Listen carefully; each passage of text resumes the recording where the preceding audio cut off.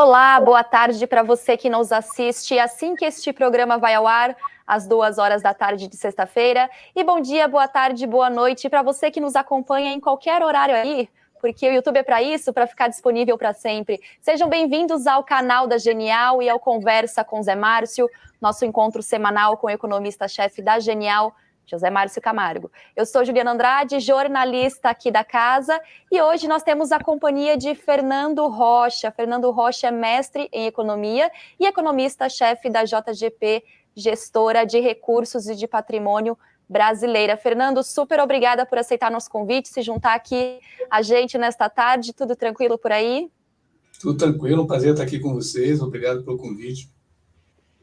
Maravilha, super obrigada. E claro que a gente tem José Márcio Camargo, que é a pessoa aqui quem vai tocar essa conversa sobre indicadores, sobre cenário. Zé, tudo tranquilo por aí no Rio? Tudo azul?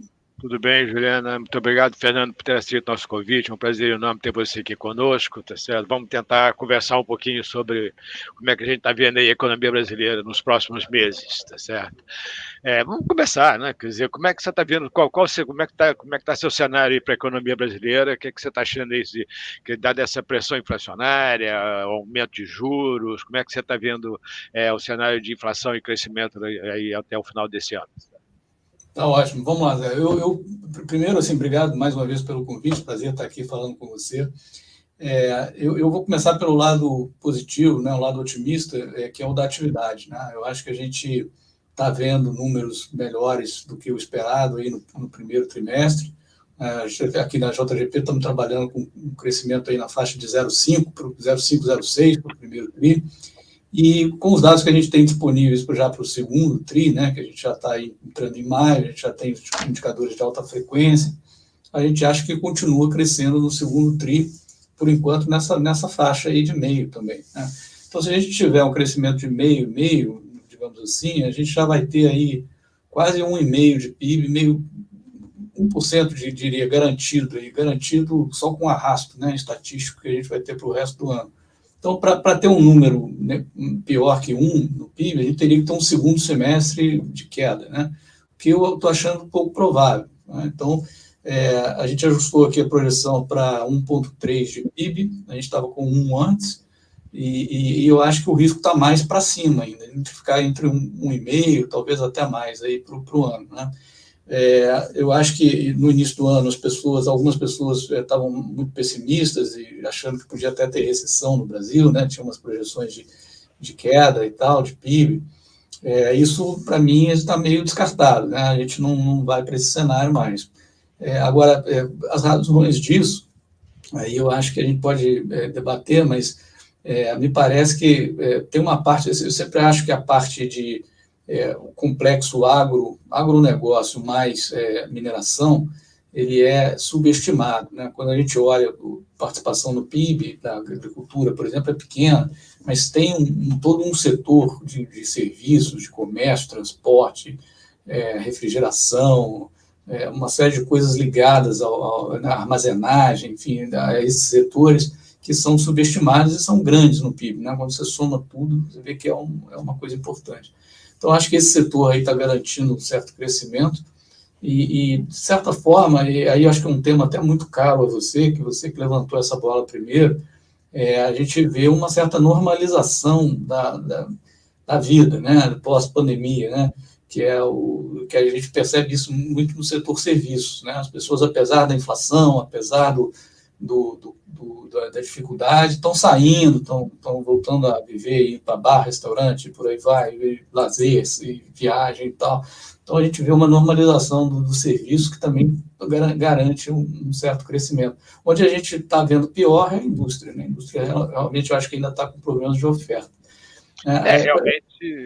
Realmente a gente tem aqui esse cenário de volta do setor de serviços, que eu acho que é super importante. Eu acho que isso é um dos fatores que está gerando essa dinâmica de crescimento aí, principalmente no mercado de trabalho, né? Quer dizer, a taxa de desemprego teve uma queda substancial ao longo de 2021, o setor de serviços é muito intensivo em mão de obra, tá certo?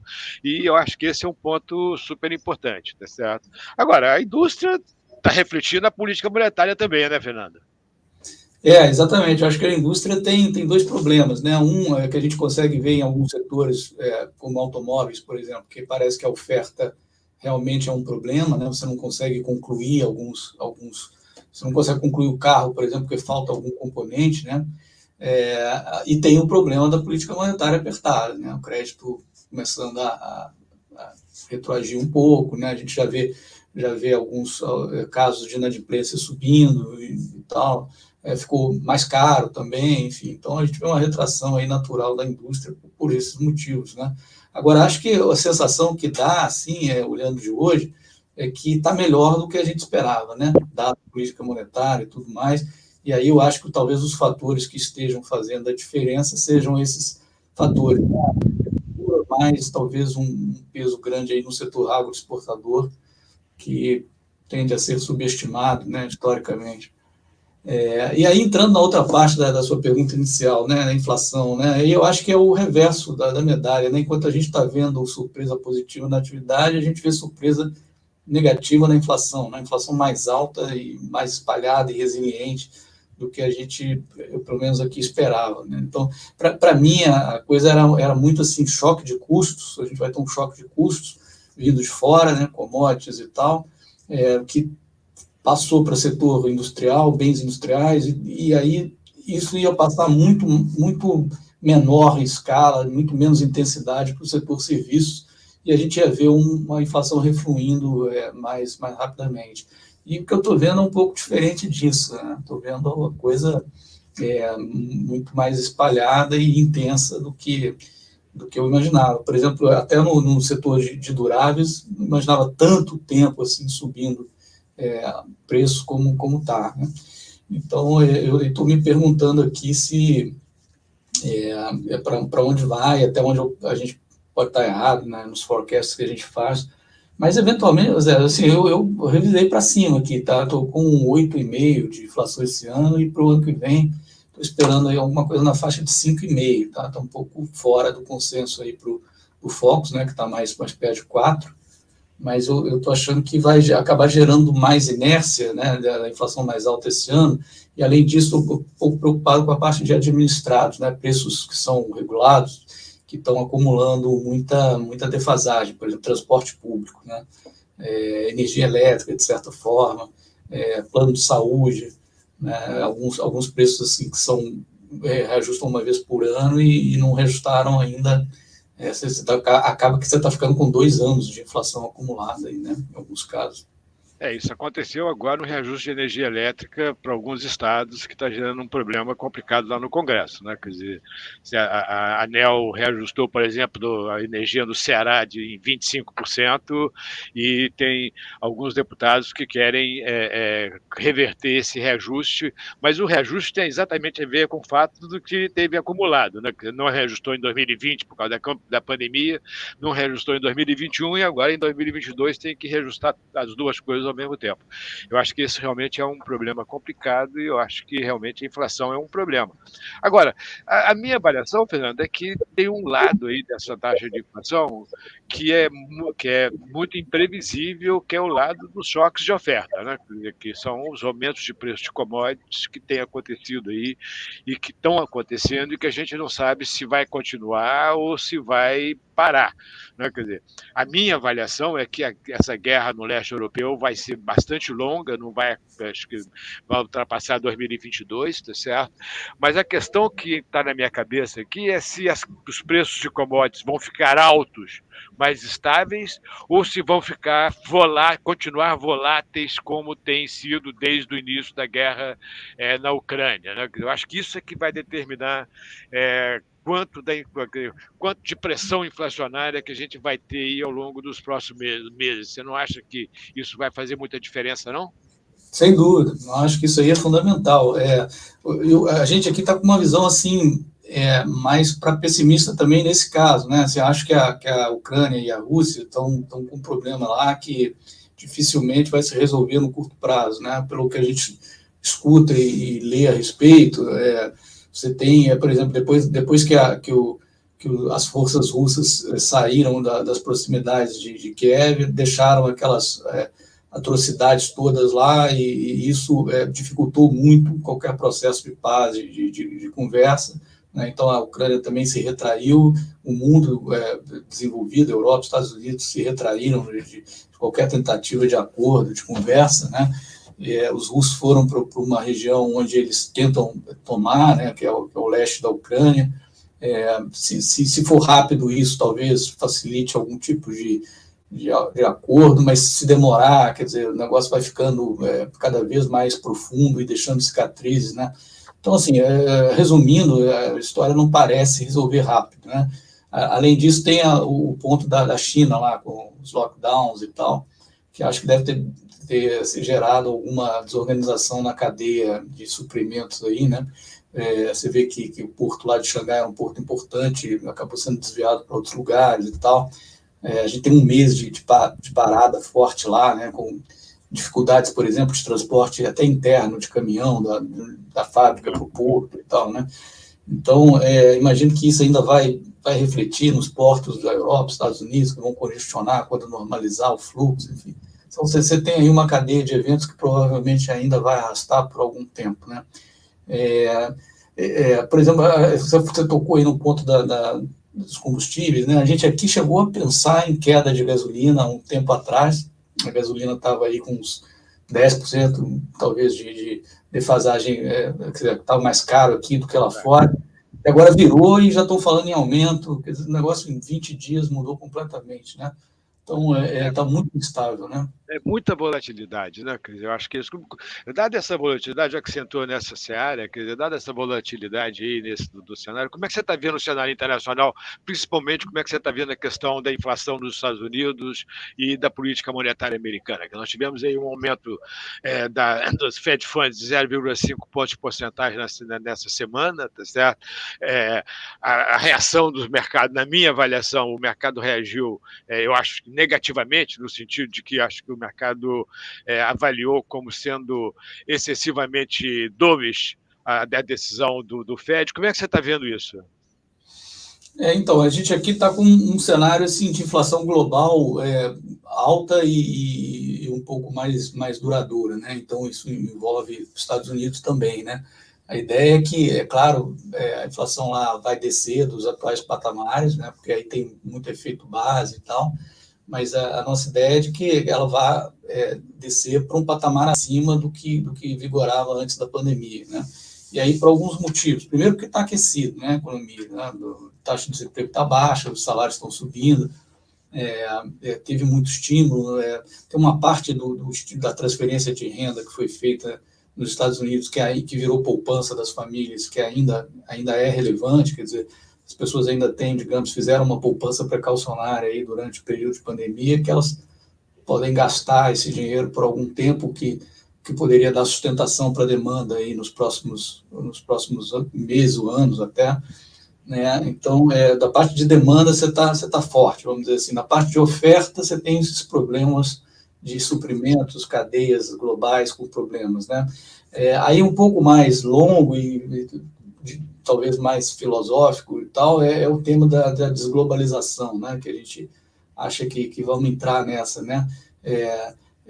Tem alguém, um ditado, não sei se eu não me lembro quem disse, mas você, às vezes, em poucas semanas, você muda o mundo, né? Assim, esse negócio do Putin ter invadido a Ucrânia, parece que foi uma coisa que pode mudar o mundo de forma relevante por alguns anos, né? A gente está com essa ideia assim, olha, provavelmente a gente vai ter agora a Europa mais preocupada com segurança, mais preocupada com o supply, né? Quer dizer, depender menos do exterior, os Estados Unidos preocupados com a China, com medo da China invadir Taiwan, né? Então, tentando depender menos da China. Então, tudo vai no sentido de menos globalização, menos integração, menos eficiência, né?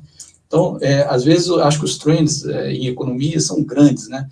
Grandes de longo prazo, né? A gente pensa o seguinte: depois da década de 70, onde nós tivemos aqueles problemas todos de oferta e tal, e o Volcker que subiu o juro nos Estados Unidos no início da década de 80, você teve um período longo que o Greenspan chamou lá de Great Moderation, né? Que foi inflação baixa, com crescimento alto. Esse período coincide com toda essa globalização, né? a Rússia, a queda do Muro de Berlim, a China integrando na OMC, né, e integrando na cadeia produtiva global. Enfim.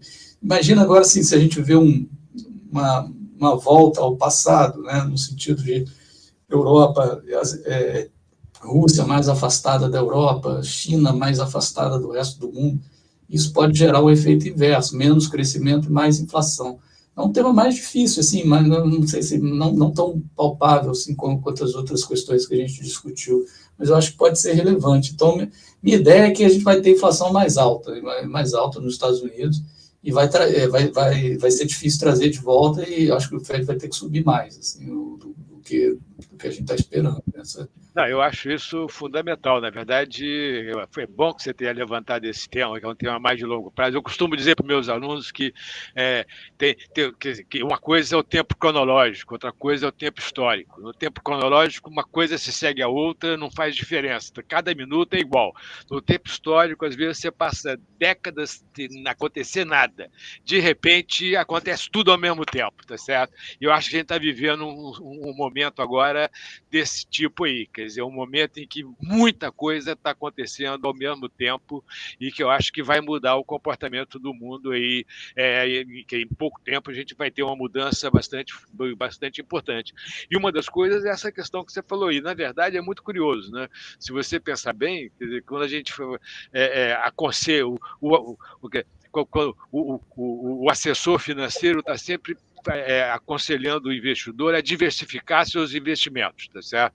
E nessa questão da globalização, ninguém aconselhou o setor real a diversificar geograficamente os investimentos. Pelo contrário, né? Você teve uma enorme concentração de investimento numa região específica do mundo, tá certo? Que foi na Ásia, e agora, quer dizer, com a pandemia e com essa agora com a guerra no leste europeu, quer dizer, você está vendo que essa coisa da diversificação também é muito importante no setor real da economia. E eu acho que você tem toda a razão. Você vai ter menos eficiência, consequentemente mais preço e menos crescimento, tá certo? Mas eu acho que esse realmente é um excelente ponto. Eu acho que, do ponto de vista do longo prazo, acho que isso é super fundamental. Agora, como é que você acha que o Brasil vai entrar nesse jogo? Então, antes de entrar no Brasil, ainda acho que dá para adicionar um elemento nesse cenário aí, que é o da preocupação do mundo com a questão ecológica, né? E você tem ainda uma tentativa de transição de matriz energética, né? E que gera custo no primeiro momento, né? Você tem que investir numa coisa nova, demanda um tipo de metal e tal para fazer bateria, por exemplo, que tem pouco, a oferta é complicada, né? Então o preço sobe, enfim, mais ou menos o que a gente está vendo também, né? Então acho que isso adiciona. Agora o Brasil, né? Eu acho que o Brasil está meio assim, de certa forma, como sempre, né? Sendo levado, passageiro nessa história, né? A gente não tem tamanho suficiente para influenciar o mundo, né? A gente é mais passageiro da história global, né? Então, eu acho que a gente vai, por um lado, herdar mais inflação de bens industrializados, de componentes, peças e por aí vai. Por outro lado, a gente tende a se beneficiar das commodities, que né, permanecem com preços altos. Eu acho que a tendência é permanecer. E aí a gente tem que ver como é que essa coisa vai se, né, liquidamente se transformar aqui para a gente. Eu tenho a impressão assim, que, até certo ponto, a gente estava vendo uma apreciação do real, aí, uma força, história de força, né, algum investimento vindo para cá no primeiro trimestre, principalmente para a Bolsa e tal, quando a questão do juro americano ainda estava, digamos, moderada, né? O pessoal estava pensando em 2, 2,5 e tal. Quando começaram a falar de 3,5, 4, e aí a coisa virou, né? A gente viu o fluxo de saída de bolsa, né? Os estrangeiros vendendo, porque estão preocupados com a queda global lá fora, e o real sofrendo, né?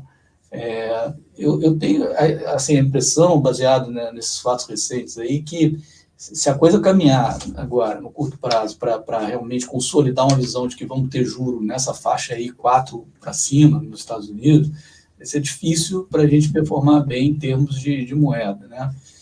num primeiro momento, né? Mas depois, assim, feito o ajuste, vamos dizer assim, acho que faz um ajuste de preço relativo, as moedas se ajustam, e a gente convive com uma nova realidade lá para frente, aí eu tenho a impressão que vai valer o carrego nosso, quer dizer, a gente está com um juro alto, mesmo com deles com 4, o nosso está 13, 14, a gente vai ter o diferencial de juro e vai ter commodities, o preço bom, vai estar exportando, eu acho que aí tende a segurar, a moeda não vai desvalorizar para frente, para sempre, né? Aí acho que pode até reverter o trend. Eu acho que a gente está meio nessa fase de transição agora, descobrindo em que ponto que vai parar o Fed Funds, né? Essa fase é meio dolorosa, meio difícil para a gente. Eu estou um pouco mais otimista no curto prazo em relação a esse processo. Quer dizer, eu acho que o Brasil fez um conjunto muito grande de reformas aí nos últimos 5 anos, reformas super importantes. Quer dizer, fizemos reformas aí no mercado de crédito, mercado de capitais, acabou com o fim da JLP, mercado de trabalho, liberalização, terceirização, vários marcos regulatórios, autonomia do Banco Central. Em suma, nós fizemos um conjunto de reformas muito impressionantes. Eu acho que o Brasil está voltando a ser atraente ao capital privado, inclusive ao capital privado internacional. A taxa de investimento, quer dizer, se você olhar a taxa de investimento em 2019 era 15,5% do PIB, hoje está em 19,2% do PIB e continua crescendo, certo? Eu acho que isso é um sinal importante aí. Quando você olha os leilões de concessão, de privatização que foram feitos no ano passado e que estão aí no pipeline esse ano, foram muito positivos, quer dizer, atraiu bastante capital. Eu acho que eu estou mais otimista em relação a esse processo aí. A minha preocupação, na verdade, é com o cenário eleitoral, né? Quer dizer, como que o cenário eleitoral pode afetar essa tendência que eu estou vendo aí, que eu tenho visto nos últimos 5 anos. Eu acho que o fundamental para manter essa tendência e para que o Brasil entre nesse processo aí de vou chamar de reglobalização, para não chamar de desglobalização. Eu acho que é mais um processo de reglobalização do que um processo de desglobalização. Eu não acho que você vai criar muitas autarquias, eu acho que você vai redefinir o processo de globalização de tal forma que a estrutura, quer dizer, você tenha uma diversificação regional na estrutura produtiva do mundo, tá certo? Mas vai continuar tendo uma certa diversificação regional. Acho que você vai ter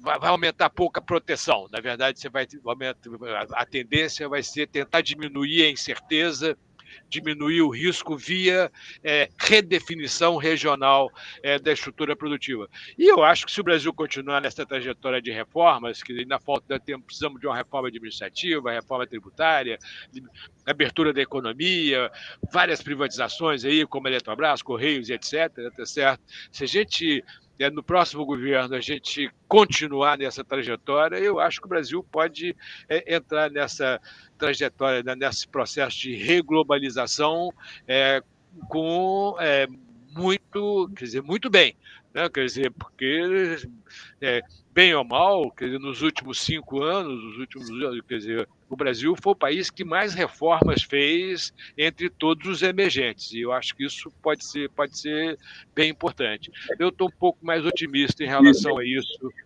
no curto prazo, no médio prazo. Agora, depende muito do cenário eleitoral. Como é que você está vendo o cenário eleitoral, Fernando? Não, bons pontos. Eu acho que, primeiro, assim, difícil hoje dizer quem ganha, né? Está me parecendo uma coisa muito disputada assim no Photochart, né?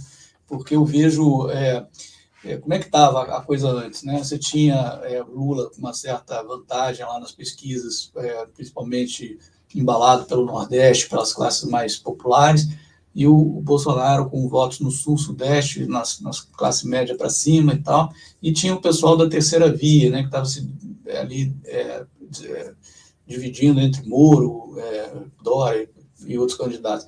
À medida que eu acho que a terceira via não embarcou, não emplacou, né, aí começa, acho que o primeiro movimento que a gente está vendo é de migração dos votos dessa terceira via para o Bolsonaro, né, que não dá para imaginar, por exemplo, quem votava no Moro votar no Lula, né? Ele provavelmente vai para o Bolsonaro, né? Até Dória, outros candidatos, com exceção do Ciro, acho que todos os outros que estão colocados aí têm mais probabilidade de migrar para o Bolsonaro do que para o Lula. Então, Se você somar os votos dessa terceira via aos votos do Bolsonaro nas pesquisas anteriores, elas começam a dar mais ou menos o que está dando esse crescimento atual aí do Bolsonaro, que pode até continuar, né, mais algum tempo aí. Mas, olhando aí pelas pesquisas, eles vão ficar muito colados, né, muito, então, para mim, é muito difícil dizer, assim, vai ser uma coisa meio de quem tem maior rejeição, de certa forma, quem vai ganhar vai ser quem tem menos rejeição, né? Então, assim, eu confesso, eu não tenho nenhum call, não consigo fazer em relação a quem ganha, né? Agora, dá para dizer que as políticas são bem diferentes, né? Eu acho que o PT ganhar, tem uma discussão, acho que no mercado, que PT que seria, né? O parecido com o do primeiro mandato do Lula ou o mais parecido com a Dilma, né? Eu acho que talvez nenhum nem outro, né? Porque às vezes eu acho que assim, o melhor guia é ouvir o que eles estão falando, né? O que o Lula está falando, o que o partido está falando. E o que ele está falando, ele não é exatamente o PT do primeiro mandato, né? Não é uma coisa ortodoxa, né? Ele está falando em rever algumas das coisas que a gente acha que foram boas, como a reforma do trabalho e outras coisas, né? A maior mudança, por exemplo, do marco regulatório do setor de energia, de petróleo, por aí vai, né? Então, assim, eu tenho a impressão que o Lula tentaria fazer o seguinte, né? Eu acho que ele tentaria fazer uma política ativa de distribuição de renda, que provavelmente vai ser valorização do salário mínimo, né? Um pouco mais de gasto público, acho que isso resultaria talvez numa inflação mais alta, que talvez eles até mudem a meta para uma meta de inflação mais alta, juro nominal mais alto, né, também. E para crescimento, assim, no longo prazo eu tenho que acreditar que é pior, né, porque eu acho que geraria menos eficiência alocativa e tal. Né? Num primeiro momento, pode até ser que tenha algum impulso fiscal, né? Não sei, mas no médio prazo eu acho que tende a ser pior. Agora, do Bolsonaro, eu acho que ele seria mais um pouco do que a gente observou aí, né, até agora, né? É um governo que fez reformas, como você colocou, talvez assim essa parte do arcabouço fiscal tenha que mudar um pouco. Eu acho que está com muita dificuldade da gente continuar com o teto do jeito que está, porque ele vai comprimindo despesas discricionárias, né? E chega um ponto que começa a gerar muito atrito, muito ruído e tal. Eu até acho melhor do que ficar remendando, talvez seria pensar num outro tipo e comunicar bem isso para a sociedade, né? E eu acho que do ponto de vista locativo e tal, seria melhor, né? Assim, a gente está vendo aí efeitos bons de algumas coisas que você citou aí, por exemplo. Então, assim, o resultante é diferente. Agora, eu confesso a você que eu não tenho call de quem ganha. Agora, é curioso, assim, diferente dos outros eventos de eleição, eu tenho dúvida também como é que o mercado reage, né? Porque das outras vezes era muito claro, assim, que tinha um vilão e um bom mocinho, né? Assim, o mercado temia, geralmente, o PT e tal. Hoje, assim, eu vejo os estrangeiros com uma certa quase que indiferença, assim, quando a gente conversa com eles, os locais talvez sim tenham uma preferência, mas também não tem aquele medo todo que tinha no passado, né? Então, eu não sei se... Agora, claro que do ponto de vista assim, de alguns nomes, por exemplo, Petrobras, Eletrobras, enfim, estatais, claro que tem efeito, mas assim, estou pensando do ponto de vista geral, assim, no índice, na bolsa, na moeda, não sei se tem tanto efeito, não tenho dúvida. Eu acho que é bom olhar 2002, né? Eu tenho falado isso, eu acho que é bom olhar 2002. Lá em 2002, quando a gente olha para trás, a gente vê o seguinte: o presidente Lula escolheu para ser coordenador do programa dele, a primeira escolha foi o Celso Daniel. O Celso Daniel tinha sido prefeito de Santo André. Tá certo? Depois, quando o Celso Daniel foi assassinado, ele escolheu o Palocci. O Palocci tinha sido prefeito de Ribeirão Preto. Ele acabou sendo o ministro da Fazenda, uma vez eleito o presidente Lula. Atenção, o presidente Lula não escolheu um acadêmico da Unicamp para ser o coordenador de programa do governo dele. Escolheu um administrador municipal do PT, relativamente competente, uma pessoa que tinha uma experiência razoável do ponto de vista de orçamento público, o que significava um déficit público, como é que funcionou. Aquilo já foi um sinal de que, pelo menos no começo do mandato dele, ele seria minimamente responsável do ponto de vista fiscal. Responsável não no sentido de que ia gerar superávit primário, mas responsável no sentido de que ele ia escolher alguém que sabia o que era uma administração pública, e não alguém que nunca tinha feito nenhuma administração pública. Eu acho que agora, eu estou esperando para ver quem é que vai ser o coordenador do programa dele agora.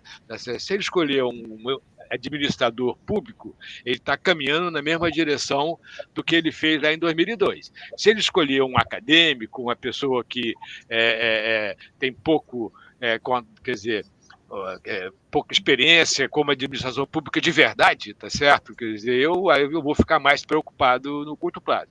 Em relação ao longo prazo, quer dizer, o presidente Lula teve todas as oportunidades para fazer as reformas de longo prazo que o Brasil necessitava e ele não fez nenhuma.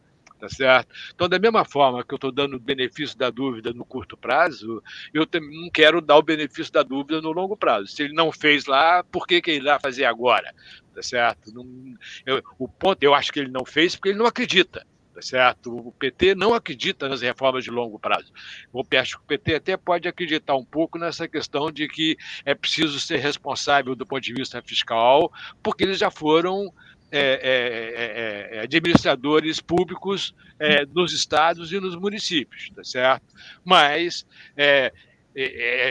quando eles tiveram chance de fazer as reformas, eles não fizeram. Então, a minha preocupação com uma possível vitória do ex-presidente Lula são as reformas de longo prazo, e a interrupção dessas reformas, o que vai tirar o Brasil dessa globalização, aí desse processo de reglobalização que a gente está começando a viver nesse momento e vai gerar uma economia que vai ficar estagnada por mais 10 anos aí, depois de 30 anos de estagnação. Essa é, para mim, a minha grande preocupação, tá certo?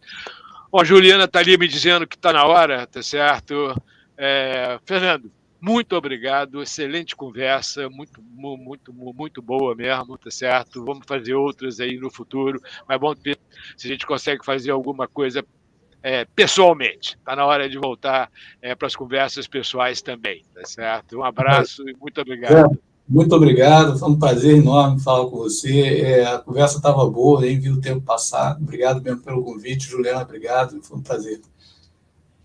Tá certo, super obrigada, pessoal. Este foi o Conversa com Zé Márcio, com Fernando Rocha, mestre em Economia e economista-chefe da JGP, gestora de recursos e patrimônio. Se você gostou deste conteúdo, deixe o seu joinha e se inscreva no canal da Genial e continue conosco aqui, porque ainda tem muita programação. 13h30 da tarde, hoje temos uma live super especial com o professor Maurício Santoro, que é doutor em ciência política e professor de relações internacionais na UERJ. O professor Maurício sempre está aqui conosco, trazendo lives de atualidades, e desta vez nós temos a companhia também do professor José Márcio Camargo, que é o economista-chefe da Genial. E 5h30 da tarde também temos o nosso tradicionalíssimo fechamento de mercado da Genial, com Denise Barbosa, Roberto Mota e Igor Bastos, lá no estúdio novo da Genial, tá certo? Então fica com a gente, um abraço e tchau, tchau.